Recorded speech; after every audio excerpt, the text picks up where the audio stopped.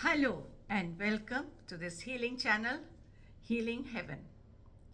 आज हम बात करेंगे आर्यामा देवता फील्ड की। और वास्तु में ये एक बहुत इम्पोर्टेंट फील्ड है।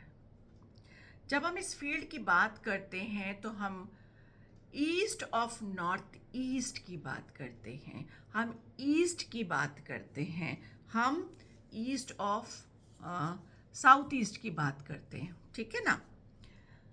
तो ये हिस्सा पूरा इस फील्ड में आता है, आर्यामा फील्ड। और ये इसका दूसरा नाम भी आदित्य है, यानी सूर्य। और जैसे आप समझ सकते हो कि जब सूर्य देव का समय होता है सुबह से पूरे दिन में, तो लोग कितना काम करते हैं। तो काफ़ी कुछ ये सोशलाइजेशन की फील्ड है, हमारे कनेक्शन की फील्ड है, एक तरीके से हम कहें ये कनेक्टिंग फील्ड है, हमारी मैनिफेस्टेशन को बढ़ाने की फील्ड है। यानी हमने कुछ सोचा, वो तो एक अलग चीज़ हो गई, लेकिन उसको बढ़त कैसे मिले, यानी कुछ लोग भी होंगे उसमें इन्वॉल्व जो हमारी मैनिफेस्टेशन को पूर्ण करेंगे, हमारी चाहतों को पूर्ण करेंगे, हमारे काम को आगे बढ़ा सकते हैं। तो वो जो एक्सप्लोजन होता है ना, वो बढ़त जो होती है वो इसी फील्ड से होती है। कम्युनिकेशन का ये फील्ड है। हम लोगों से मिलें, नए लोगों से मिलें, या अपने ही दोस्तों से, अपने ही रिलेशन के लोगों से, या अपने ही आस पड़ोस से हम धीरे धीरे आगे बढ़ें और हमारा काम उनके द्वारा भी आगे बढ़े, हम उनके संपर्क में आए और हवा लगे तेज और वो काम आगे हो। या फिर ऐसा सोच लीजिए जैसे एक पेड़ है, वो बढ़ता जा रहा है, और जैसे जैसे वो बढ़ता जा रहा है आपकी ग्रोथ होती जा रही है। हम्म तो यहाँ पे हम अपने नए प्ले फेलो पीपल से मिल सकते हैं। हम हमारे अच्छे कंपेनियन हमको मिलें जो हमारे काम को आगे बढ़ाएं। पॉजिटिव पीपल से मिलिए जो आपको आगे ले जाएं। और ख़ास करके हमारी वो बुद्धि का एरिया है जो सही जजमेंट करता है। या तो सही जजमेंट करेगा या फिर धमा चौकड़ी मचा देगा, यानी उल्टे सीधे डिसीजंस आप ले सकते हो। अगर ये फील्ड अच्छी नहीं चली तो आपके सही फैसले नहीं हो सकते और बढ़त आपकी नहीं होगी।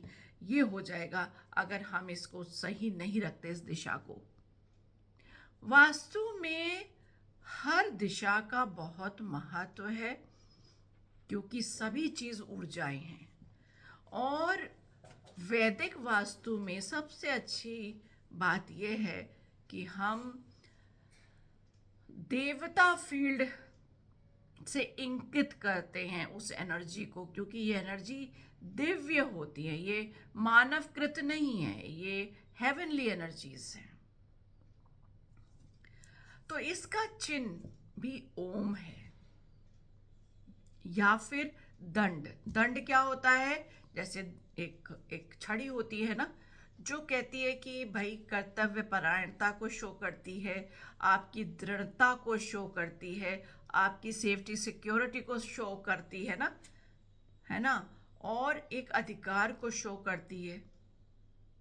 तभी आपने देखा होगा राजा महाराजा एक दंड को हमेशा अपने पास रखते हैं। तो इसीलिए ईस्ट में हम लंबे वुडन पैनल्स को रखने की बात करते हैं, है ना, उनसे रिलेट करते हैं। तो इसका जैसे कि रोल है कनेक्ट करना, और कनेक्शन से हम आगे बढ़ें। तो अगर हम को लगता है ऐसा कि ये फील्ड हमारे लिए सही नहीं हो रही है और हमें सही करना है, तो छोटी छोटी रेमेडीज तो होती हैं। हाँ, जहाँ पे प्रॉब्लम है वहाँ सॉल्यूशंस भी हैं। हमेशा याद रखिए, सॉल्यूशंस हमें ढूंढने हैं, सॉल्यूशंस पे चलना है, तो चीज़ें सही होती हैं। अब यहाँ पे अगर हम कुछ ऐसी चीज़ें रख दें जैसे कि तिल है, फूड एलिमेंट को जैसे पहले रखते हैं तो उनसे प्रभाव महसूस होता है।